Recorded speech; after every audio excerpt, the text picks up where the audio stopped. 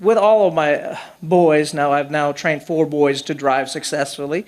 And, it's funny that as you get more and more kids, what you do with the first, you tend to forget, and you don't maybe do them as much as they get older. With Lakin, when he went to he got his learner's permit, we drove all the time. A month before he got his license, we were out practicing out here in the church. I had cones, and he's backing up and doing the Y turns, and we got it all parallel parking, and I spent so much time. And then we get to my second heath, and maybe a week before, right, we're out here now, and we practice a little bit. We got to Baylor, and we were just driving there for the first time. I'm like, son, we'll figure it out on the way.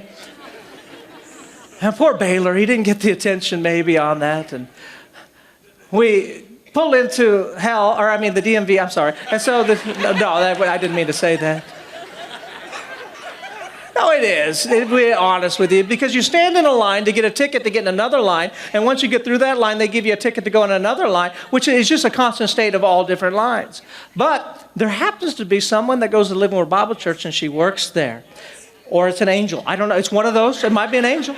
Because when I walk through the doors, I hear, "Hey, Pastor Scot." And I know I get to walk over to the desk, and she's like, "Don't worry about the lines." I'm like, "Oh, God's going to bless you." And so she able to work her way. But on this particular day, I had Baylor with me, and she's like, "Okay." And I introduced, and I said, "Yeah, he's here for his driver's test." At that very moment, a lady walks by, and she's like, "Oh my God, you got to meet my best friend, my very best friend here." And so she goes, "This is my best friend. This is Pastor Scot. This is Baylor." And she goes, "Now, you doing the driver's test today?" And the lady goes, "Yeah, I am." She goes, "Don't be too hard on his son. Wink, wink," right? It was all, and I'm like, "Wink, yeah, I'll wink. We can all wink."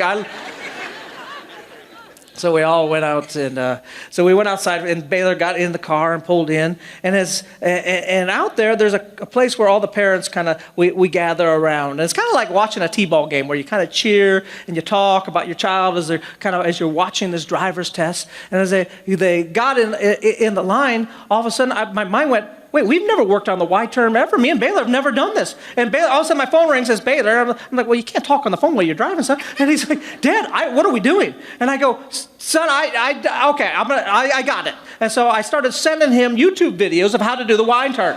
I said, "Watch the video, son, watch it now," right? And so he's in the thing, and I start talking to the parents, and there was parents right there, and they were talking about their daughter. This was the 3rd time. She had failed 2 other times, and they said that if she fails this time, she can't take the test again for 30 days. And they're like, "Yeah, we were down here last night for 3 hours working on the Y turn." And I'm like, "Me too." I'm surprised we missed each other, but right? And so we start talking, and then the wife asked me, she goes, "So now what do you do for a living?" And I go, "Well, I'm a pastor, Living Word Bible Church." And most of the time it never matters. But there's always that 1% people who have such a bad taste in their mouth about church and pastors, where all of a sudden you could just feel a cold front go, woo, like that. And then when that does that, I don't know what it's in me, but then I like to push on. And I'm like, "So what church do you all go to?" And the husband, he goes, "We don't find the churches," and then she cuts him off. She's like, "We don't attend church right now. Right now we're just not, we're busy and stuff." And then I go, "Well, no," he was saying, "Well, then why don't you all go to church?" And he goes, "Because we don't think that church is useful, and we don't think that church is any part of this generation at all."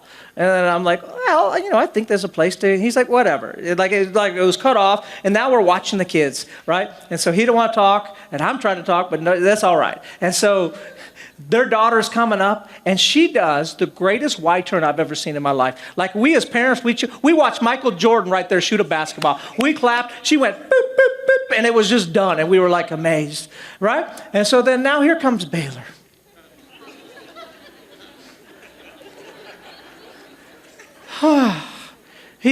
The way he pulled in, how you pull in is so important. The way he pulled in, everyone went, oh no.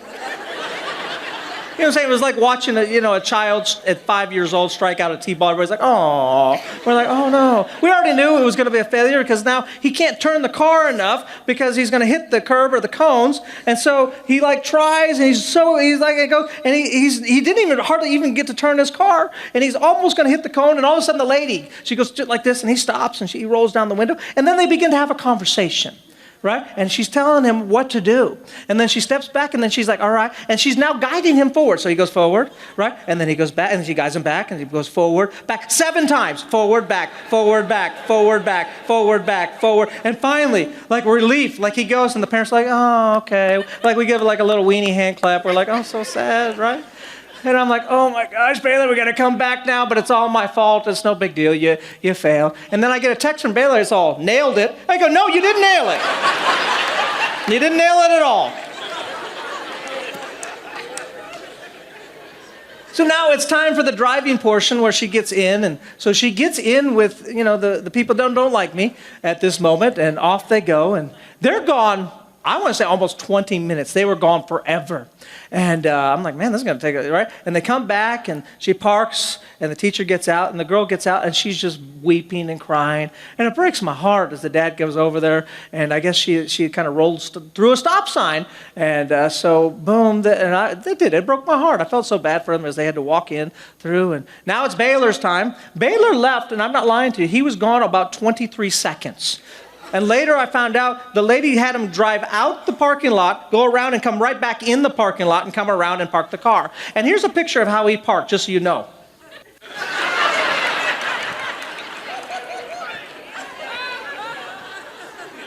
Really? Nailed it. Yeah, nailed it again.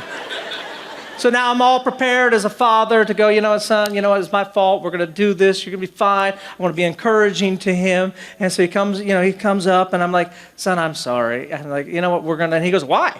I go, because I didn't train. He goes, Dad, I passed. With flying colors.